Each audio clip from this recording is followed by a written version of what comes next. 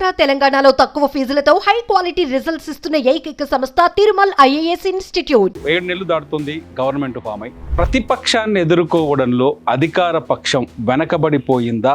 7 నెలల వీళ్ళు మురిగే కుక్కలు. వాళ్ళేమో రేవంత్ రెడ్డి మోదీ ఇద్దరు ఒకటే అని చెప్తారు. మోడీ వస్తే నేను పోయి కడవనప్పుడు ఏంది? అసలు రేవంత్ రెడ్డి గారి క్యారెక్టర్ ఏంటి? ఎలా ఆలోచిస్తాడు ఆయన? మనకు అది సబ్జెక్ట్ అది కాదు.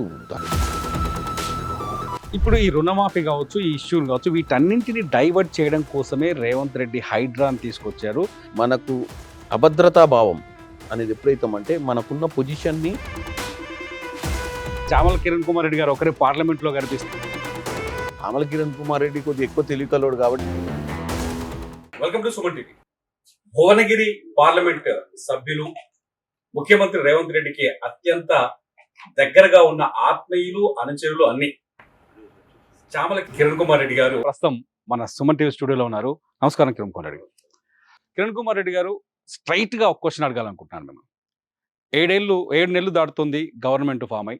7 నెలల్లో ప్రతిపక్షాన్ని ఎదుర్కోవడంలో అధికార పక్షం వెనకబడిపోయిందా, లేకపోతే వ్యూహాత్మకంగా వ్యవహరిస్తుందా? అపోజిషన్ రోల్ అంటే ఒక కన్స్ట్రక్టివ్ రోల్ అన్న విషయాన్ని మర్చిపోయారు. ప్రతి దానికి, చిన్నదానికి పెద్దదానికి, వాస్తవము అవాస్తవము అన్నిటికీ మాట్లాడే ప్రయత్నం చేయడం వల్ల వాళ్ళ విజిబిలిటీ ఎక్కువ కనపడుతుంది.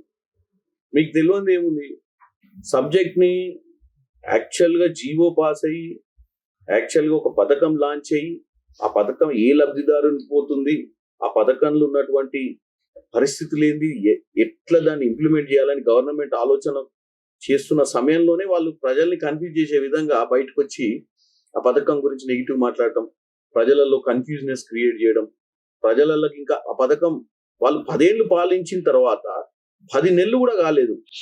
కానీ రైతు బంధు విషయంలో కావచ్చు, రుణమాఫీ విషయంలో కావచ్చు, గవర్నమెంట్ అనుకున్న పనిని అనుకున్న టైంకు చేయలేదు అనే ఒక ఆరోపణ ప్రతిపక్షాలు మొదటి నుంచి చేస్తున్నాయి. పబ్లిక్ లో టాక్ వినిపిస్తోంది.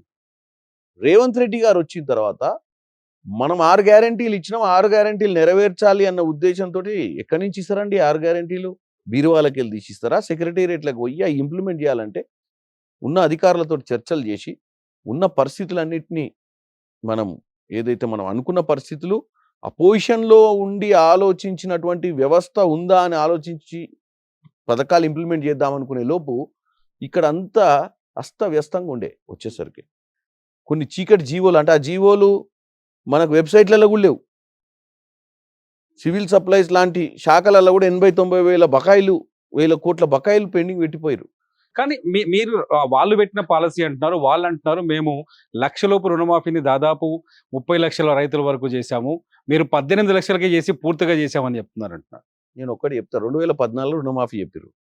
2014 నుంచి 2018 వరకు 4 సంవత్సరాలు ప్రతి సంవత్సరం కొంచెం ఇచ్చి లాస్ట్కి 8,000 కోట్లు ఎగ్గొట్టిపోయారు వీళ్ళు. అప్పుడు ఇవ్వాల్సిన రుణమాఫీ మీరు కావాలంటే నెంబరింగ్ చూసుకోండి. ఇక 2018 ఎన్నికల ముందు వచ్చేటప్పుడు మళ్ళీ చెప్పిండు రుణమాఫీ చేస్తాను. 2023 దాకా చేయలే. ఎన్నికల ముందు కొన్ని చేసిండు, ఏంటంటే ఎన్నికలు వస్తున్నాయని చెప్పి. వాళ్ళకి అర్హతనే లేదు మాట్లాడడానికి. మేము వాళ్ళు 8,000 కోట్లు ఎన్ని నెలలు చేసిరని చెప్తారు చెప్పండి, వాళ్ళ లెక్కలు లేండి. మేము ఏకకాలంగా 31,000 కోట్లు, మీకు క్లియర్గా చెప్తా అండి మీ సుమన్ టీవీ ద్వారా, 31,000 కోటి బడ్జెట్లో కేటాయించింది ప్రభుత్వం రుణమాఫీ కోసం. 40 లక్షల మంది రైతులు అంచనా ఉందని వీళ్ళు చెప్తారు కదా, ప్రభుత్వం గుర్తుపట్టింది 32 లక్షల మంది రైతులు అంచనా వేసింది ప్రభుత్వం. 22 లక్షల చిల్లర మందికి ఆల్రెడీ అందినట్టు గతం, అంటే ఈ వారం 10 రోజులలో కూడా రెక్టిఫై అవుతున్నాయి. నేను చెప్పేది ఒక 20 రోజుల క్రితం, 25 రోజుల క్రితమో 22 లక్షల మంది చిల్లర రైతులకు రుణమాఫీ అందింది. 18,000 కోట్లు ఇవ్వడం జరిగింది. మిగతా వాళ్ళు ఎవరైతే ఉన్నారో అర్హులు, వాళ్ళకు ఉన్నటువంటి పాస్బుక్లలో మిస్టేక్స్ కానీ, వాళ్ళకు ఉన్నటువంటి రేషన్ కార్డులలో వాళ్ళ పేర్లు తప్పుపడి వాళ్ళకు బ్యాంకింగ్లో ఏమైనా మిస్టేక్స్ ఉంటే అక్కడ ఉన్న అధికారులను, అక్కడ ఉన్నటువంటి నాయకులను సంప్రదించి అవి రెక్టిఫికేషన్ చేస్తే మిగతావి కూడా వేస్తామని చెప్తారు. ఈ ప్రక్రియ అయిపోలే. మనం ప్రక్రియ అయిపోయింది, ఇంకా మేము అంత అయిపోయినాయి, రుణమాఫీ మేము ఇవ్వాల్సిన వాళ్ళు అందరూ అర్హులకు ఇచ్చినాం అన్నప్పుడు మీరు చలో రాలేదు, వీళ్ళకి రాలేదు అని చెప్పొచ్చు. నడుస్తుంది. కొన్ని మిస్టేక్స్ ఉన్నాయి, కొంతమంది వాళ్ళ కట్టాల్సినవి వాళ్ళు డిపాజిట్ చేసిన తర్వాత మిగతా అందులో వేస్తాము, ఇవన్నీ జరుగుతున్నాయి రెక్టిఫికేషన్స్. కానీ వీటికి కూడా ఛాన్స్ ఇవ్వకుండా ప్రతిరోజు కంపల్సరీ ఫ్రస్ట్రేషన్ తోటి అధికారం కోల్పోయినామని చెప్పి ఆ అధికారం కోల్పోయినటువంటి బాధలో అసలు వీళ్ళు ఎప్పుడు కూడా అధికారంలోనే ఉంటామని నియంత లెక్క ఉంటామనే ఆలోచనలో నిజాం లెక్క ఉందామన్న ఆలోచనలు ఉన్నటువంటి వీళ్ళ తత్వాన్ని ప్రజలు తిప్పికొట్టడానికి డైజెస్ట్ చేసుకోలేకపోతున్నారు. ఎవ్రీ మార్నింగ్ వాళ్ళు లేచినప్పుడు ముఖ్యమంత్రి గారు రేవంత్ రెడ్డి గారి ఫోటో పేపర్ హెడ్లైన్స్లో చూడగానే ఎమ్మటే ప్రెస్ మీట్ పెట్టాలన్న ఆలోచనతో వాళ్ళు బయటకు వస్తారు ఇంట్లోకి వెళ్ళి. తప్ప ప్రజలకు మంచి చేయాలని జరుగుతున్న పథకాలలో రైతులకు లబ్ధిదారులకు అందరినీ విధంగా పథకం ఉంటే దాన్ని ప్రజలకు ఎట్లా తీసుకుపోవాలన్న ఆలోచన ప్రతిపక్షం నుంచి బీజేపీ కావచ్చు, బీఆర్ఎస్ నుంచి కానీ ఒక క్వశ్చన్ చాలా స్పష్టంగా పదే పదే వినిపిస్తుంది. ప్రతిరోజు హరీష్ రావు కావచ్చు లేకపోతే కేటీఆర్ కావచ్చు ప్రెస్ మీట్ పెట్టి మరీ చెప్తున్నారు, రైతు రుణమాఫీయే సరిగా చేయని వాళ్ళు రేపు రైతు భరోసా ఇప్పటిదాకా ఏదైతే రైతు బంధు ఇచ్చారో దాన్ని అమల్లోకి తీసుకొస్తారా, దాన్ని అమల్లోకి తీసుకురాగలరా అని అడుగుతున్నారు. నేను ఒకటే చెప్తా అండి, రైతు రుణమాఫీ అనేది చాలా పెద్దది. రైతు ఏదైతే భరోసా అనేది మనము వీళ్ళు ఏం చేసిరంటే అస్సలు ఎగ్గొట్టి రుణమాఫీని ఎగ్గొట్టి రుణమాఫీ మీద వడ్డీని వీళ్ళు కట్టిర్రు రైతులకు. మీరు చాలా ఆలోచించండి. ₹1,00,000 రుణమాఫీ ఇస్తామని చెప్పి 5 ఏళ్ళు ఇవ్వకుండా 4 ఏళ్ళు ఎగ్గొట్టి దాని మీద వడ్డీ ఉంటుందా, ఆ వడ్డీ ₹1 వడ్డీ వీళ్ళకి ఇచ్చిర్రు రైతు భరోసా పేరు మీద. రైతు భరోసా అని చెప్పి అసలు ఎగ్గొట్టి దాని మీద ఉన్నట్టు పాల మీద మీగడ ఇచ్చినటువంటి పరిస్థితి ఆ రోజు. కానీ మేము ఈరోజు మొత్తం ఇచ్చినాం రుణమాఫీ ఇప్పుడు ఏది అరువులకు. ఈ రోజు కూడా ఒకటే చెప్తున్నాం మా కాంగ్రెస్ నాయకులకు కానీ రేపు పొద్దున గ్రామ స్థాయిలో ఉన్న నాయకులకు కార్యకర్తలకు ఏంటంటే, ఏ రైతుకైతే రుణమాఫీ రాలేదో ఆ రైతుకు రుణమాఫీ అప్పించుకోవాల్సినటువంటి బాధ్యత, అందులో ఏమైనా తప్పిదాలు ఉంటే ఆ తప్పిదాలని కరెక్ట్ చేసుకోవాల్సిన బాధ్యత కూడా లోకల్ లీడర్షిప్దే. ఎందుకంటే రేపు గ్రామ పంచాయతీ ఎన్నికలు, ఎంపీటీసీ ఎన్నికలు, సర్పంచ్ ఎన్నికలు, అదే జిల్లా పరిషత్ ఎన్నికలు వస్తున్నాయి, మున్సిపల్ ఎన్నికలు వస్తున్నాయి. వచ్చినప్పుడు మరి ఎవరికి నష్టం జరుగుతుంది? ఇన్ని వేల కోట్ల పథకాన్ని అమలు చేసి 18,000 నుంచి 20, ఈరోజు 20,000 దాటి ఉంటుంది నాకు తెలిసి లేటెస్ట్ ఫిగర్స్. ఇన్ని వేల కోట్లు మనం ప్రజలకు ఇచ్చి ఫస్ట్ ఇచ్చిన వాళ్ళని ఇంట్లోకి వెళ్ళి బయటకు వచ్చి మాకు ఇచ్చిందని చెప్పాల్సిన అవసరం ఉంది, కృతజ్ఞతలు చెప్పాల్సిన అవసరం ఉంది ప్రభుత్వానికి. ఇచ్చిన మాట నిలబెట్టుకున్న కాంగ్రెస్కి రాని వాళ్ళకు ఎందుకు రాలేదు, వాళ్ళు ఒకవేళ అరువులే అయితే ఎందుకు రాలేదని కనిపెట్టాల్సిన అవసరం కూడా అందరి మీద ఉంది. ఇప్పుడు ఈ రుణమాఫీ కావచ్చు, ఈ ఇష్యూలు కావచ్చు, వీటన్నింటినీ డైవర్ట్ చేయడం కోసమే రేవంత్ రెడ్డి హైడ్రాని తీసుకొచ్చారు. ఆ హైడ్రాతో కూడా తన వ్యతిరేకులు లేకపోతే తనకు అనుకూలంగా లేని వాళ్ళనే టార్గెట్ చేస్తున్నారు అనడంలో ఎంతవరకు? హైడ్రా అనేది పల్లం రాజు ఏ పార్టీ అండి? Congress party senior most leader. First గులగొట్టింది ఎవరిదండి? పల్లం రాజు గారిది. ఆయన వచ్చి డైరెక్ట్ కులగొట్టాలంటే డైరెక్ట్ జన్వాడకే పోయి ఆ నుంచే మొదలు పెడదాం కదా. ఇవన్నీ ఎందుకు ఇక తెగించి ఎందుకు ఆగిపోయారు జనవాడ చుట్టూ? మనకు అది సబ్జెక్ట్ అది కాదు. దాని మీద బ్రీఫింగ్ ఏంది, జన్వాడ ఏ నాలా మీద ఉంది, జన్వాడ బఫర్లు ఉందా, జన్వాడ FTL ఉందా, అన్ని చెక్ చేసి 1 by 1 వస్తురు. నాగార్జున ఉండను, పల్లం రాజు గారు ఉర్రను, ఇంకెవరో ఉర్రను ఆగే పరిస్థితి లేదు. కొన్ని ఎడ్యుకేషన్ ఇన్స్టిట్యూట్స్కి మొన్న ఇప్పుడు ఏమంటారు, ఓవైసీది గులగొట్టరా అంటారు. ఓవైసీది ఎడ్యుకేషన్ ఇన్స్టిట్యూట్ కాబట్టి off the way academic year కాబట్టి పల్లా రాజేశ్వర రెడ్డి గారిదైనా మల్లారెడ్డిదైనా ఓవైసీదైనా హాఫ్ వే అకాడమిక్ స్టూడెంట్స్ ఉన్నారు. వాళ్ళకి అడ్జస్ట్మెంట్ కాకపోతే వాళ్ళ అకాడమిక్ ఇయర్ ఖరాబ్ అయిద్దన్న ఉద్దేశంలో ఆగిపోయింది అది. అంతే తప్ప దాన్ని అరే ఓవైసీది కులగొట్టలేదు, లేకపోతే ఓన్లీ బీఆర్ఎస్ పార్టీలనే టార్గెట్ చేస్తారు, ఓన్లీ వీళ్ళకి నచ్చనోళ్ళ మీదనే పోతురు అనేది ఎక్కడ లేదు. అది ఏంటంటే కావాలని తప్పుడు ప్రచారం చేస్తారు. హైడ్రా అనేది పథకాలను ప్రజల మైండ్ డైవర్ట్ చేయడానికి తెచ్చింది కాదు. మనం ప్రతి వానకాలం వచ్చినప్పుడు మనం ఫేస్ చేస్తున్నాం. ఇప్పుడు 1 month బ్యాక్ ఏంటంటే మునిగిపోతున్నాయి ఊర్లు, ఏది బస్తీలు. ప్రతి సంవత్సరం బస్తీలు మునుగుతాయి, కాంపన్సేషన్ ఇస్తారు, బస్తీలు మునుగుతాయి, కాంపన్సేషన్ ఇస్తారు. దీనికి పర్మనెంట్ సొల్యూషన్ ఏంది? ఇప్పుడు వరుసగా అంటే గతంలో 20 ఏళ్ల క్రితమో లేకపోతే 15 ఏళ్ల క్రితమో 10 ఏళ్ల క్రితమో 5 ఏళ్ల క్రితమో సంవత్సరం క్రితమో ఇల్లు కొనుక్కొని FTL అని తెలియక అది బఫర్ జోన్ అని తెలియక ఇల్లు కొనుక్కొని అక్కడ నివాసం ఉన్న వాళ్ళు ఉన్నారు. వాళ్ళ పరిస్థితులు ఏంటి? ఇవన్నిటికీ కేవలం కామన్ మ్యాన్ తప్పు కాదు, బిల్డర్ తప్పు. ఫస్ట్ అటువంటి ల్యాండ్లో లంచాలు ఇచ్చి అధికారుల దగ్గర పర్మిషన్లు తెచ్చి కామన్ మ్యాన్ని బోల్తా కొట్టించుడు. దాని మీద కంపల్సరీ మేమే కాంగ్రెస్ నాయకులము మా ముఖ్యమంత్రి వర్యులకు ఈ సామాన్యుడి ఇబ్బందులు పడకుండా ఉండాలి. సామాన్యుడు ప్రభుత్వాన్ని నమ్ముతాడు, మీరు ఇచ్చిన పర్మిషన్లను నమ్ముతాడు. ఇచ్చిన పర్మిషన్లు అవి ఏ ప్రభుత్వంలో ఇచ్చినా ఆ ప్రభుత్వము ఈ ప్రభుత్వము ఏ ప్రభుత్వం అయినా అప్పుడు అధికారైనా ఇప్పుడు అధికారే. వాళ్ళు బాధ్యత వహించాలి, బిల్డర్లు బాధ్యత వహించాలి తప్ప వాళ్ళకి నష్టపరిహారం జరగాలనే నేను అడుగుతున్నాం మేము కూడా. ఉద్దేశపూర్వకంగానే అక్కడ తెలంగాణ తల్లి విగ్రహాన్ని తొలగించారని, ఉద్దేశపూర్వకంగానే రాజీవ్ గాంధీ విగ్రహాన్ని పెట్టి కాంగ్రెస్ మార్క్ చూపించాలి అనే ప్రయత్నం చేశారని రేవంత్ రెడ్డి గారి పైన డైరెక్ట్ అటాక్ చేస్తున్నారు. తెలంగాణ తల్లి పెడితే మేము తొలగించలే, పెడదాం అనుకున్న ఐడియాను వీళ్ళు ఇక్కడ పెట్టిరని చెప్తున్నారు వాళ్ళు. మీకు అదే చెప్తున్నా, 10 ఏళ్ళ ఐడియా ఇక్కడ ఎందుకు ఉంది, అక్కడ ఎందుకు పెట్టలేదు? ఇక్కడి నుంచి ఐడియా విగ్రహం పెట్టే ఆలోచన ఎందుకు రాలేదు? అసలు పరిపాలన మీదనే మీకు ఐడియా లేనోళ్ళు, ఏ నుంచి పరిపాలన అందించారో తెలియని వాళ్ళు, మీకు సెక్రటేరియట్ ముందు తెలంగాణ తల్లి పెట్టాలి, విగ్రహం పెట్టాలన్న సోయే లేనోళ్ళు ఇవాళ రాజకీయం చేసే ఎప్పుడు చెప్పిరండి ఆ విషయాన్ని? మేము రాజీవ్ గాంధీ విగ్రహం పెడతాము, మేము రాజీవ్ గాంధీ విగ్రహాన్ని ఇక్కడ పెడుతున్నాము, దీనికోసం భూమి పూజ చేస్తున్నాము, దీనికి ఆవిష్కరణ జరుగుతుంది అని తెలిసి విగ్రహం పెట్టిన తర్వాత మాట్లాడారు. ఈ విషయం మీరు గమనించారో లేదో? మీరు మోదీ అన్నారు, కేసీఆర్ మోదీ అన్నారు. మీరేమో కేసీఆర్ మోదీ బీజేపీ కలిసిపోయారని మాట్లాడుతున్నారు. కవిత బెయిల్ ఇష్యూ కూడా తెలుసు. వాళ్ళేమో రేవంత్ రెడ్డి మోదీ ఇద్దరు ఒకటే చెప్తున్నారు, ఇద్దరు కలిసి ములాఖతై పనిచేస్తున్నారు. నిజంగా మీరు మోదీతో ములాఖతై పనిచేస్తున్నారు రేవంత్ రెడ్డి? కేసీఆర్ గారు మోడీతోటి ఓపెన్గా ఎప్పుడు డాష్ కానీ, కేసీఆర్ గారు మోడీతోటి ఎప్పుడైనా కానీ ఒక అభివృద్ధి గురించి కానీ, రాష్ట్ర ప్రజల సంక్షేమం కోసం కానీ కలవలే. 370 ఆర్టికల్, ట్రిపుల్ తలాకు, కొన్ని డిమానిటైజేషన్లు ఇట్లాంటి అవసరం ఉన్నప్పుడు పోయి సపోర్ట్ చేసి వచ్చింది. ఏది?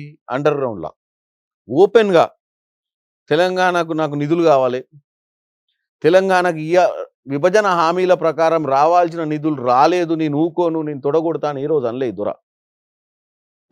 ఆయనతో మనం మాట్లాడేది ఏందని ఇన్నే కూర్చుంటాడు, అవసరం ఉన్నప్పుడు మాత్రం పోయి మద్దతు ఇచ్చేటోడు, ఎవరికి తెలియకుండా, ఏది ప్రజలకు కనపడకుండా. రేవంత్ రెడ్డి గారు చేసింది ఏంటంటే, ఆదిలాబాద్కు వచ్చినప్పుడు మొట్టమొదటిసారిగా ఒక ప్రధానమంత్రిని రిసీవ్ చేసుకోవడం. మనము ఫెడరల్ స్ట్రక్చర్, స్టేట్ స్ట్రక్చర్లు ఉన్నాం. రాజకీయాలు, పార్టీలు, పోరాటము, వ్యతిరేకత, ఎలక్షన్లప్పుడు డెవలప్మెంట్ కావాలంటే సెంట్రల్ స్టేట్ గవర్నమెంట్ అనుసంధానంగా పనిచేస్తే తెలంగాణ బాగుపడుతుంది. మోడీ నా పార్టీ కాదు, మోడీ నేను కలిసి కొట్టుకుంటాము, మోడీ నేను కలిసి మాట్లాడుకోము, మోడీ వస్తే నేను పోయి కండవప్పుడు ఏంది, వాడేవాడు నేనేవాడు అనే తత్వం కాదు. ఒక మోడీ గారు నువ్వు పెద్దన్న పాత్ర పోషించాలి భారతదేశానికి. ఎందుకంటే నువ్వు ప్రధానమంత్రి భారతదేశానికి, గుజరాత్కి కాదు. నువ్వు గుజరాత్కి ముఖ్యమంత్రి ఉండొచ్చు ఒకప్పుడు, ఇంకా నువ్వు ఆ ముఖ్యమంత్రి సోయి నుంచి బయటకు వచ్చి ప్రధానమంత్రి అనేది మర్చిపోకుండా మా తెలంగాణను కూడా గుజరాత్ లెక్క చూసుకో అని చెప్పడం జరిగింది ఇండైరెక్ట్గా. దాన్ని ఓపెన్గా అల్టిమేట్ గోల్ ఏంది వాళ్ళది? పబ్లిక్ మైండ్ డైవర్ట్ చేయడము. ఇప్పుడు నేను చెప్పిన ఒక లైన్ మీ సుమన్ టీవీ ద్వారా స్ట్రైట్ లైన్ చెప్పిన, మీరు ఓటేసి గెలిపించింది కాంగ్రెస్ పార్టీని, రేవంత్ రెడ్డిని ఎందుకు చెప్పండి? మీ భవిష్యత్ మంచిగా ఉండాలని. మీ భవిష్యత్ మంచిగా ఉండాలంటే మనకు రావాల్సిన నిధులు తెచ్చుకోవాలన్నా? విఫలమైందంటారా ఇంతకాలం? ఇంత విఫలమే కదా. ఇప్పుడు మీరు సింపుల్ లాస్ట్ 7 months 8 monthsలా 3 నెలలు తీసేయండి ఎన్నికలకు. మిగతా రోజులల్లా రేవంత్ రెడ్డి గారు ఎన్నిసార్లు ఢిల్లీలో పోయి ఎంతమంది మంత్రుల్ని, ఎన్నిసార్లు ప్రధానమంత్రిని, ఎన్నిసార్లు ఏ విషయాల మీద కలిసిర్రు అనేది తీసుకుంటేనే మనకు క్లారిటీ వచ్చేస్తుంది. 10 yearsలో వాళ్ళు ఎన్నిసార్లు కలిసిర్రు డెవలప్మెంట్ విషయంలో? అడగంది అమ్మైనా అన్నం పెట్టదండి. కిరణ్ కుమార్ రెడ్డి గారు, మీరు రేవంత్ రెడ్డికి చాలా క్లోజ్గా కనిపిస్తున్నారు. అంటే మేము బయట నుంచి చూస్తాం, పబ్లిక్గా చూస్తాను నేను. పబ్లిక్ నుంచి ఆలోచిస్తే రేవంత్ రెడ్డి పక్కనే కనిపిస్తారు, ఫోటోల్లో కనిపిస్తున్నారు, ఆయనతోటే తిరుగుతున్నారు. మీరు చాలా రోజుల నుంచి రేవంత్ రెడ్డి గారితో దగ్గరగా ఉన్నారు.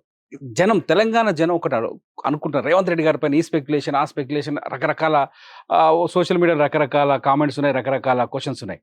అసలు రేవంత్ రెడ్డి గారి క్యారెక్టర్ ఏంటి? ఎలా ఆలోచిస్తాడు ఆయన ఎలాంటి విధానం అయింది?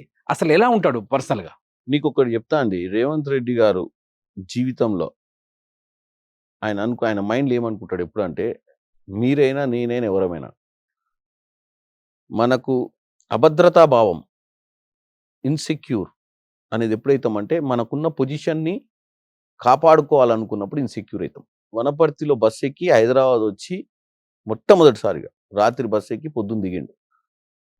ఆయన ఎప్పుడు ఒకటి చెప్తాడు, ఆ రోజు గౌలిగూడ బస్ స్టాండ్లో దిగింది గుర్తుకుంది ఆయనకు. భయం లేనప్పుడు మనిషి ఏదైనా చేయగలుగుతాడు. ఈరోజు ఈ స్థాయికి వచ్చిందంటే ఆ పాజిటివ్ థింకింగ్ ఉండడమే. నేను ఇక్కడికి వచ్చిన దీన్ని కాపాడుకోవాలి, ఇక మమ్మో దీని కింద పడితే ఆగమైతే మనం ఏం ఆలోచించాడు. 10 నిమిషం ఒకటే సెకండ్లో నిద్రపోతాడు. పడుకుంటే నార్మల్గా ఇన్ని బాధ్యతలు, ఇన్ని ఆలోచనలతోటి మనుషులు ఎంతో మంది చిన్న చిన్న సమస్యలకే బొర్లుతూ ఉంటారు రాత్రంతా. ఆయన క్లిస్టల్ క్లియర్గా ఉండు. జెడ్పీటీసీ స్థాయి నుంచి ముఖ్యమంత్రి దాకా వచ్చిండు. జెడ్పీటీసీ స్థాయి నుంచి ముఖ్యమంత్రికి వచ్చుడే పెద్ద చరిత్ర. ముఖ్యమంత్రిగా ఉండి ముఖ్యమంత్రి పొజిషన్ని కాపాడుకోవడం చరిత్ర కాదు. దానికి ఏం చేయాలి, దానికి ఏం చేస్తే ముఖ్యమంత్రి హోదాలో కంటిన్యూగా ప్రజలు ఆయనను గెలిపించుకుంటారు. ఆయనకు మంచి పేరుతోటి, అంటే ఒక స్టేజ్ తర్వాత మనిషికి ఎంత డబ్బు అవసరం ఉంటుందండి? పేరు కంటే గొప్పదా డబ్బు? ముఖ్యమంత్రి అయ్యి ఈడ ప్రజల కష్టాలు, నిరుద్యోగం, రైతులు, మెయిన్ సమస్యలు మనకేంది? నీళ్లు, నిధులు, నియామకాలే కదా మనం తెచ్చుకున్న తెలంగాణ నినాదం. ఈ మూడింటిని కనుక 10 ఏళ్ల తర్వాత వచ్చినటువంటి ముఖ్యమంత్రి రేవంత్ రెడ్డి గారు ప్రజల కోసం తీరిస్తే, ఈ 7 నెలల్లో వీళ్ళు మొరిగే కుక్కలు 5 ఏళ్ల దాకా మురిగి మూసుకోవాల్సిందే తప్ప మళ్ళీ 5వ సంవత్సరం ప్రజలే నిర్ణయిస్తారు. ఆలోచించారు అప్పుడు 2000 ఈ కాంగ్రెస్ పార్టీలోకి వచ్చిన తర్వాత ఇంత కాంపిటీషన్ ఉండే కాంగ్రెస్ పార్టీ, అది ప్రజాస్వామ్యం ఎక్కువ, కాంపిటీషన్ ఎక్కువ, అందరూ ముఖ్యమంత్రులు ఒక రకంగా చెప్పంటే తనకు ఆ ఛాన్స్ వస్తుందని ఊహించాడు. బేసిక్గా తెలంగాణ ఇచ్చిన కాంగ్రెస్ పార్టీ 5 ఏళ్ళు అప్పటికి అధికారంలో లేదు. ఆయన వచ్చేటప్పటికి 2017 వచ్చిండు. కాకపోతే ముఖ్యమంత్రి కావాలి అన్న ఆశ ఉంది ఆయనకు. కాంగ్రెస్ పార్టీలో పార్టీ లీడర్షిప్ కూడా ఆయన టాలెంట్ని ఐడెంటిఫై చేసి వర్కింగ్ ప్రెసిడెంట్ ఇవ్వడం జరిగింది. ఆయనకున్న ఏకైక టార్గెట్ ఏంటంటే సబ్జెక్ట్ మీద అవగాహన, ప్రజలకు అర్థమయ్యే విధంగా మాట్లాడటం, తీసుకున్నటువంటి కార్యక్రమాన్ని డేర్గా కంప్లీట్ చేయడం. అపోజిషన్లో కూడా అంటే ముక్కుచూటిగా స్ట్రైట్ ఫార్వర్డ్నెస్, స్ట్రైట్ లైన్లో పోయే వ్యక్తి. కాబట్టే మల్కాజ్గిరి ఎట్లా గెలుస్తారు చెప్పండి? 2019లో ఛాన్సే లేదు. 10,000 తోటి బయటపడ్డాడు అంటే 32 లక్షల ఓట్లతోటి. అది అదే సెమీఫైనల్ ఆయనకు ముఖ్యమంత్రి కావడానికి. ఎందుకంటే మీరు మల్కాజ్గిరి కాన్స్టిట్యున్సీ డెమోగ్రఫీ తీయండి. ఇటు ఎల్బీ నగర్, ఈ రింగ్ రోడ్డు 60% ఉంటుంది. పిల్లల్ని చదివించుకోవడానికి, ఉద్యోగాల కోసం అని చెప్పి యావత్ తెలంగాణ జిల్లాల నుంచి వచ్చి సెటిల్ అయ్యే జనం అంతా ఈ రింగుల్నే ఉంటారు. అంటే వాళ్ళు సెమీ ఎలక్షన్ ఆయన ఓటేసిర్రు సెమీఫైనల్స్ అప్పుడు. ఏది చీఫ్ మినిస్టర్ క్యాండిడేట్ అంటేనే పాన్ తెలంగాణ లీడర్గా ఆయన ఎమర్జ్ అయినట్టు ఆ రోజు. తర్వాత ఎమర్జ్ అయ్యింది ఆయన ముఖ్యమంత్రిగా. సో ఆయన క్లియర్గా రూట్ మ్యాప్. అంటే మీరే నమ్మండి, 2018లో కొడంగల్ ఎన్నికలు ఓడిపోయిన తర్వాత చెప్పండి రాజకీయ భవిష్యత్తు ఏందో ఆ రోజు సాయంత్రం. అంటే ఒక ముఖ్యమంత్రి కావాలని ఏం చేస్తున్నావు? దురదృష్టవశాత్తు కొడంగల్ ఎన్నికలే ఓడిపోయినావు. అధికారం లేదు, ఓడిపోయినాము, భవిష్యత్తు ఏందో తెలియదు, ఇంకేముంది? 2018లో ఎమ్మెల్యేగా ఓడిపోయి 5 ఏళ్ళు శూన్యం కనపడు కూడా 2023లో ముఖ్యమంత్రి కావడం ఏంటండి? ఎట్లా రికవర్? సార్ ఒకటే చెప్తున్నా, నీకు ఆలోచన 2 రోజుల్లో రికవర్ అయ్యిండు ఓటమి నుంచి. ఏం చేయాలనే ఆలోచన. పార్లమెంట్ ఎన్నికలు ఫైట్ చేస్తా అంటే నేను ఫస్ట్ ఎందుకన్నా మనం ఆ ఎన్నిక ఎట్లా చేస్తావు? 32 లక్షల ఓట్లు, కాంగ్రెస్ వేవ్ లేదు, మోడీ ఇంకొకసారి అధికారంలోకి తీసుకురావాలంటారు. హైదరాబాద్ సిటీ మళ్ళా నువ్వు మళ్ళా భువనగిరిలో నిలవటమో, నల్గొండలో గెలవడమో, ఖమ్మంలో గెలవడమో, అర్బన్ కంప్లీట్ ఆదిలాబాద్లో గెలవడం అనేది ఒకటి. నువ్వు హైదరాబాద్ సిటీలో మోడీ సెకండ్ వేవ్ ఫస్ట్ 2014లో మోడీ అయ్యేదానికంటే 2018 నెక్స్ట్ లెవెల్ ఉండే పీక్ 19లో. నువ్వు ఆ టైంలో మల్కాజ్గిరి ఎన్నికలలో నిలవటం ఏంది? గెలవడం ఏంది? ముఖ్యమంత్రి కావడం అనే దానికి అక్కడ బీజం పడ్డది. కిరణ్ కుమార్ రెడ్డి గారు, ఒక భువనగిరి నియోజకవర్గం అభివృద్ధికి వస్తే, భువనగిరి నియోజకవర్గంలో మీదొక పోరాటం కనిపించింది. సుమన్ టీవీ చేసిన పోరాటంలో మీ సపోర్ట్ కనిపించింది. పార్లమెంట్ వరకు ఈ ఫార్మా ఇండస్ట్రీస్ని ఇష్యూస్ తీసుకెళ్లారు. దానికి సొల్యూషన్ ఏమనుకుంటున్నారు? ఎందుకంటే అక్కడ చాలా గ్రామాల్లో సుమన్ టీవీ వెళ్ళి పరిశోధన చేసినప్పుడు, గ్రౌండ్ లెవెల్లోకి వెళ్ళి ఆలోచించినప్పుడు తాగడానికి నీళ్ళు లేవు. అంతమ్మగూడెం కావచ్చు, దోతిగూడెం కావచ్చు, చౌటుప్పలు కావచ్చు, భూదాన్ పోచంపల్లి మండలంలో కూడా చాలా గ్రామాలకి ఆ స్మెల్ అనేది ఒక శాపంగా మారిపోయింది. దీనిపైన ఫైట్ ఎంతవరకు వెళ్తుంది అనుకుంటున్నారు మీరు? ఫస్ట్ ఆఫ్ ఆల్ మీకు అందరికీ, సుమన్ టీవీ వాళ్ళకు నేను కృతజ్ఞతలు తెలియాలి ప్రజల తరపున. ఆ సమస్యను ఐడెంటిఫై చేసి నేను కొత్తగా పార్లమెంట్ అయ్యి నాకు ఏ రూట్ మ్యాప్ లేకుండా, అంటే ఒక ఆలోచన లేని సమయంలో నాకు వచ్చి ఇటువంటి పరిస్థితి ఉందని చెప్పడం, నేను అక్కడికి పోవడం, ఫస్ట్ టైం నేను ఒక్కనే పోయినా. మీ సుమన్ టీవీ శరత్ వీళ్ళందరూ ఉండే. వాస్తవంగా నేను పోయినప్పుడు నాకేం ఐడియా లేకుండే. పిలిచిర్రు పోవాలని పోయినా. నిజంగా ఊరోళ్ళు సమస్యల ఊరని. పోయినప్పుడు అక్కడ కాలువలు, అక్కడ వాళ్ళ వ్యర్థాలు ఎట్లయితే బయటికి వెదజల్లుతుర్రో, బయట ఓపెన్‌గా పబ్లిక్‌లకు వాళ్ళు పొలాలలోకి గానీ, బోర్ల ద్వారా గానీ, బయట ఓపెన్‌గా వాళ్ళ ట్యాంకర్లు తీసుకొచ్చి బయట పోయడం గానీ చూసిన తర్వాత డెఫినెట్‌గా దీన్ని మనము అక్కడి నుంచే నేను కలెక్టర్ గారికి, పీసీబీకి సంబంధించిన ఆఫీసర్‌లకు ఫోన్ చేసి వీళ్ళకి కూడా డెడ్‌లైన్స్ ఇచ్చిన. మీరు మారండి. మీ ఇండస్ట్రీస్ పెట్టుకోవడంలో నేను వ్యతిరేకం కాదు. మీకు ఇండస్ట్రీస్ పర్మిషన్స్ ఇచ్చిర్రు. మీరు ఇండస్ట్రీస్ నడుపుకోండి. ఒక ఎంపీగా నేను మిమ్మల్ని డిస్టర్బ్ చేయ.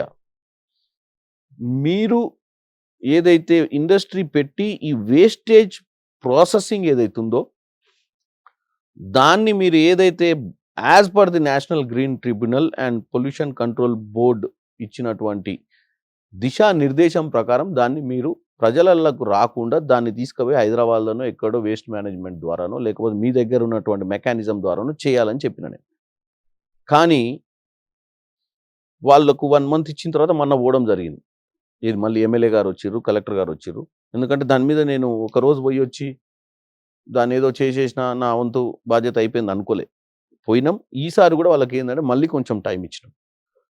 ఫర్దర్ కూడా వాళ్ళు మిస్టేక్స్ చేయకుండా దాన్ని వాళ్ళు మిషనరీస్ వాళ్ళ ప్రాసెసింగ్ యూనిట్స్లో ఏదైతే ఈ వేస్టేజ్ ప్రాసెసింగ్ ఉందో దాన్ని ఇంకా అప్గ్రేడ్ చేసుకొని ఎక్కడ కూడా బయట పోయకండి, దాన్ని క్లీన్ ప్యూరిఫై చేయండి. ఇంకేదైనా వేస్టేజ్ అంటే వాళ్ళు ఎక్కడో హైదరాబాద్కి పంపిస్తారంట. అవన్నీ కూడా చూపించారు మాకు మెకానిజం. అవన్నీ కూడా ఇంప్లిమెంట్ చేయమని చెప్పొచ్చినాం. నెక్స్ట్ నేను మళ్ళీ చెప్తున్నా, అక్కడ ప్రజలను కంటిన్యూ ఫాలో అప్ ఉండాల్సిన అవసరం ఉంది. మాకైనా ఇనిషియేట్ చేసినటువంటి సుమన్ టీవీకైనా దీన్ని వాస్తవంగా ఒక స్టేజ్కి తీసుకుపోయినప్పుడు ప్రజలు మమ్మల్ని నమ్ముతారు, నాలాంటి వాడిని. ఎగ్జాక్ట్లీ. ఇకపోతే యాదాద్రి హైదరాబాద్కి ఇప్పుడు ఈస్ట్ హైదరాబాద్గా డెవలప్ అవుతున్న యాదాద్రికి భువనగిరికి మీరు ఎంపీగా ఉన్నారు. గత ప్రభుత్వంలో యాదాద్రికి వచ్చిన గుర్తింపు ఈ ప్రభుత్వంలో లేదు, తగ్గుతోంది. అందుకే రియల్ ఎస్టేట్ వ్యాపారం డౌన్ అవుతుంది ఆ ఏరియాలో అని కామన్ మ్యాన్లో ఒక ప్రశ్న కనిపిస్తోంది. ఇది ఎంతవరకు నిజమంటారు? యాదాద్రి టెంపుల్ని రెనోవేట్ చేసి కట్టియక ముందు నా హైప్ కట్టించిన తర్వాత తగ్గింది. అది మా ప్రభుత్వంలో కాదు, వాళ్ళ ప్రభుత్వంలోనే. ఒక 6 నెలలు 7 నెలల్లో రియల్ ఎస్టేట్ అనే ప్రక్రియను ఆపలేరండి. ప్రభుత్వాలు మారిపోయినప్పుడు సవరణలు జరుగుతాయి, ఆలోచనలు ఉంటాయి, అవన్నీ కూడా స్ట్రీమ్ లైన్ అవుతాయి. వితిన్ 6 monthsలో హైదరాబాద్ 4th సిటీ త్రిబుల్-R ఇవి వచ్చిన తర్వాత మీరు ఊహించని విధంగా హైదరాబాద్ భవిష్యత్తు ఉంటుంది. హైదరాబాద్ అనేది ఏ రాజకీయ పార్టీతోటో ఏ రాజకీయ నాయకునితోటో గురయ్యేది కాదు. హైదరాబాద్ అనేది జాగ్రఫికల్గా, టెక్నికల్గా, క్లైమాటికల్గా అన్నిటికీ సుపీరియర్ ఉన్నటువంటి పరిస్థితి ఉంది. దీన్ని ఎవరికి క్రెడిట్ ఇవ్వాల్సిన అవసరం లేదు. By virtue it is very credible city. Hyderabad cricket association మీద కొన్ని విమర్శలు చేశారు. అక్కడ సంథింగ్ ఫాల్స్ జరుగుతుంది అని చెప్పేసి. మీ కాన్సన్ట్రేషన్ అటువైపు మళ్ళడానికి మొదటి కారణం ఏంటి? మీరు హైదరాబాద్ క్రికెట్ అసోసియేషన్ వైపు ఏమైనా చూస్తున్నారు? లేదండి, యాక్చువల్గా ఏమైందంటే నా దగ్గరికి ఒక అండర్-19 క్రికెట్ ప్లేయర్ వచ్చింది. నేను అండర్-19 ఇండియాకి ఆడినా. ఆఖరికి నన్ను అంటే అప్పుడు వాళ్ళ మధ్యన రాజకీయాలు ఉన్నాయనేది కూడా చెప్పారు నాకు. ఏంటంటే అంతకుముందు అజరుద్దీన్ వర్సెస్ ఇప్పుడున్నటువంటి టీము, ఇప్పుడున్నటువంటి హెచ్సిఏ సెక్రటరీలు వీళ్ళందరి మధ్యన రాజకీయాలు ఉండడం వల్ల ఈ రాజకీయాలతోటి కొంతమంది ప్లేయర్ల భవిష్యత్తుతో ఆడుకుంటారు అనేది నా నోటీస్కి వచ్చింది. ప్లేయర్ ఒక స్టేజ్కి వెళ్ళి పర్ఫామ్ చేసినప్పుడు ఆ ప్లేయర్కి అట్లీస్ట్ కొంచెం 1-2 years బఫర్ ఇవ్వాలి రికవర్ కానికి. వీళ్ళు ఏంటంటే ఇమీడియట్ నాకౌట్ చేసి బయటేసే ప్రయత్నం చేస్తారు. నేను అది చెప్పినప్పుడు వాళ్ళు సరిగ్గా స్పందించకపోవడంతో నేను మొత్తం తెప్పించుకున్నా. ప్లేయర్స్ ఎంతమందిని సెలెక్ట్ చేసిర్రు ఈసారి, లాస్ట్ 1-2 yearsలో ప్లేయర్స్ ఎన్ని లీగ్స్ ఆడిర్రు, ఎన్ని టోర్నమెంట్స్ కండక్ట్ చేసిర్రు, వీళ్ళు టాలెంట్ని డిగ్ చేసి బయటికి తీసుకురావడానికి. ఆ టోర్నమెంట్స్లలో పర్ఫార్మెన్స్ ఏంది షీట్స్ ఇవ్వమని చెప్పిన. మీరు సెలెక్ట్ చేసిన 73 మంది ప్లేయర్లలో ఈ ప్లేయర్ నేను ఎవరైతే రికమెండ్ చేస్తాడో ఎంత స్కోర్ రేటింగ్ ఉంది, ఎన్ని వికెట్లు తీసిండు ఏందని తీస్తే ఈ వాజ్ బెటర్ దెన్ అట్లీస్ట్ 15 players. సో నేను చీఫ్ సెలెక్టర్కి ఫోన్ చేసిన, హరిమోహన్ ఆయన పేరు. ఏంటంటే హరిమోహన్ గారు వాట్ ఈస్ దిస్ అని. నాకు ఇంకా టెర్మినాలజీ నాకు అర్థం కాని అని చెప్తుండు. నేనుండి ఈ టెక్నాలజీ టెర్మినాలజీ నాకు సంబంధం లేదండి. Who are you to report? I am suppose to report to HCA secretary sir అన్నాడు. Who is the HCA secretary? So and so. నేను ఆ హెచ్సిఏ సెక్రటరీకి ఫోన్ చేసిన. అక్కడి నుంచి వీళ్ళు ఏదైతే జస్టిస్ కమిటీ అని నాగేశ్వరరావు గారి పేరు చెప్తారో నాగేశ్వరరావు గారికి వాళ్ళ ముందే స్పీకర్ ఆన్ చేసి మాట్లాడినా. Who told you, who gave you my number to you first, who told you that I'm still existing అంటే I am sitting with the HCA secretary and also board members. Still, they are saying that everything you are the in charge for all these mishaps. He was very serious.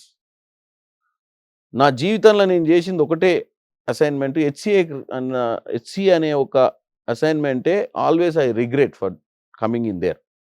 ఇంకా కూడా సంవత్సరం అయింది నేను అక్కడి నుంచి వచ్చి, ఇంకా నా పేరుని మిస్యూజ్ చేస్తున్నారు వీళ్ళు అని చెప్పిండు. నేను అప్పుడు హెచ్సిఏ సెక్రటరీగా ఏంది సార్ అమ్మతోడు సార్ నాకు తెలియదు. కాన్సన్ట్రేషన్ ఉందా రేపు పొద్దున హెచ్సిఏ పైన దృష్టి? రానున్న రోజులలో మంచి క్రీడాకారులను తయారు చేయాల్సినటువంటి ఒక సంస్థ, అది కూడా క్రికెట్ అనే ఒక మేజర్ క్రీడ భారతదేశంలో. హైదరాబాద్ అనే ఒక మంచి మన తెలంగాణలో మంచి క్రికెటర్లు తయారు కావాలన్న ఆలోచన ఉంది. డెఫినెట్గా హెచ్సిఏను చేసేద్దాం. జమిలీ ఎలక్షన్స్ పై ఎందుకు కాంగ్రెస్ పార్టీ వ్యతిరేకిస్తుంది? జమిలీ ఎలక్షన్ అనేది ఒకటే అండి. జమిలీ ఎలక్షన్ అనేది ఎన్నో సవరణలు చేయాల్సి వస్తుంది ఒకటి. ఇంకోటి వీళ్ళకి చిత్తశుద్ధి లేదు. చిత్తశుద్ధి ఉంటే ఇప్పుడు జరగవలసిన 4 ఎన్నికలే కలిపి పెట్టలేకపోయారు వీళ్ళు. జమ్మూ కాశ్మీర్, జార్ఖండ్, హర్యానా, మహారాష్ట్ర మరి 2 పెట్టిర్రు, మిగతా రెండింటిని నోటిఫికేషన్ కూడా ఇలే. వీళ్ళు మొత్తం భారతదేశ ఎన్నికలు కలిసి చేస్తామని చెప్పి డ్రామాలు మాట్లాడతారు. ప్రజల దృష్టి పక్కకు మళ్ళిచ్చే విధంగా ఒకే దేశం ఒకే ఎన్నిక అనే వాళ్ళు 4 రాష్ట్రాలు ఒకేసారి జరగాల్సిన ఎన్నికలు ప్రతిసారి. మరి 4 రాష్ట్రాలను కూడా మా దగ్గర మెకానిజం లేదు, మా దగ్గర మ్యాన్ పవర్ లేదు. జమ్మూ కాశ్మీర్లో హై అలర్ట్ జోను అదొకసారి, హర్యానా ఒకసారి, ఇప్పుడు మహారాష్ట్ర ఎప్పుడు పెడతారో తెలియదు. వీళ్ళకి ఫస్ట్ ఆఫ్ ఆల్ 4 రాష్ట్రాల ఎన్నికలు కల్పించాల్సిన ఎన్నికనే హ్యాండిల్ చేయని వాళ్ళు భారతదేశ ఎన్నికను హ్యాండిల్ చేయడం అనేది అంత ఈజీ అండి. ఒకవేళ జమిలీ ఎన్నికల వల్ల అన్ని మంచి జరిగితే బాగానే ఉంటుంది, కానీ కన్సెన్సస్ బిల్డప్ చేయాలి కదా. పొలిటికల్ పార్టీస్ కూడా ఉన్నాయి కదా. 5 ఏళ్ల ప్రభుత్వం ఉన్నప్పుడు 2 ఏళ్ల తర్వాత ప్రభుత్వం కూలినప్పుడు మళ్ళీ 3 ఏళ్లే ఉండాలని ఆ రోజే పెట్టుంటే ఈ ప్రాబ్లం ఉండకపో. కానీ అప్పుడు ఏమైంది, ఎవ్రీ 5 years ఉండాలని వాళ్ళే సవరణలు చేశారు అప్పటి ఉన్నటువంటి రాజ్యాంగంలో. ఏ రోజైతే గవర్నమెంట్ మళ్ళీ ఎన్నుకోబడుతుందో 5 ఏళ్ళు ఉండాలనేది ఒకటి పెట్టుకుర్లా. దాంతో ఏమైపోయింది, మధ్యన భయ ఎన్నికలు రావడంతో రాష్ట్ర ఎన్నికలకు ఒకసారి సెంట్రల్ గవర్నమెంట్లు కూలిపోయిన పరిస్థితి ఉంది, ఒకసారి స్టేట్ గవర్నమెంట్లు కూలిపోయిన పరిస్థితి ఉంది. ఈ అడ్జస్ట్మెంట్లు అన్నీ పోయినాయి, జంబ్లింగ్ అయిపోయినాయి. ఇప్పుడు వీటన్నిటిని ఏకాభిప్రాయం తీసుకురావడం అనేది అంత చిన్న విషయం కాదు. దాన్ని చేయాలంటే ఫస్ట్ పొలిటికల్ పార్టీస్ డిబేట్ చేయాలి, కన్స్ట్రక్టివ్ లైన్లో డిబేట్ చేయాలి. ప్రజలకు ఏం భవిష్యత్తులో కాంగ్రెస్ మద్దతు ఇచ్చే అవకాశం ఉంది? నేను అనేది ఒకటే, వాళ్ళు ఏ పొలిటికల్ మైండ్ సెట్ తోటి వస్తున్నారు అనేది ప్రైమరీ థింగ్. వాళ్ళ పొలిటికల్ మైండ్ సెట్ ప్రాక్టికల్గా పాజిటివ్ మైండ్ సెట్ తోటి ఉన్నారా, లేకపోతే ఇప్పటికే కళ్ళు లొట్టపోయి గెలిచినాం కదా 240 సీట్లతోటి 400 వస్తాయంటే ఏదైనా జిమ్మిక్కు చేసి ఏదో రాహుల్ గాంధీకి అడ్డుగా మారుతుంది అనుకుంటున్నారా జమిలీ? రాహుల్ గాంధీ ప్రధానమంత్రి కావడానికి ప్రజలు ఈసారే నరేంద్ర మోడీని గద్దె దింపాలని చూసిరండి. సింపుల్గా ఒక 3-4 రాష్ట్రాలు కలిసి రాక మాకు ఆయన గద్దెక్కిండు. లేకపోతే ఆయనకు ఆటోమేటిక్గా ఈరోజు ఒరిస్సా, మధ్యప్రదేశ్ లాంటి పెద్ద రాష్ట్రాలు కొన్ని ఎన్నికలు సరిగా హ్యాండిల్ కాకపోవడం, అక్కడ ఉన్న పరిస్థితులు కొద్దిగా అనుకూలంగా లేకపోవడం వల్ల, కొన్ని కారణాల వల్ల బట్టగట్టి బయటపడ్డారు. లేకపోయి ఉంటే ఈరోజు ఇప్పటికైనా నితీష్ కుమార్ గారు, చంద్రబాబు నాయుడు గారు ఎప్పుడు ఛార్జ్ అవుతారో తెలియదు కదా. ఛార్జ్ అయినప్పుడు తెలుస్తుంది నెక్స్ట్ లెవెల్ ఎట్లుంటుందో. సార్ లాస్ట్ కి కిరణ్ కుమార్ రెడ్డి గారు లాస్ట్ కు క్వశ్చన్ అడగాలనుకుంటాం. మీరు రేవంత్ రెడ్డి కూటమిలో ఉన్నారా, ఇప్పుడు కోమటిరెడ్డి బ్రదర్స్ కూటమిలోకి వెళ్ళిపోయారు? కొంత కన్ఫ్యూజన్ ఉంది జనం. నేను ప్రజా పాలనలో ఉన్నా. Thank you so much Kiran Kumar Reddy గారు. Thank you so much. Thank you.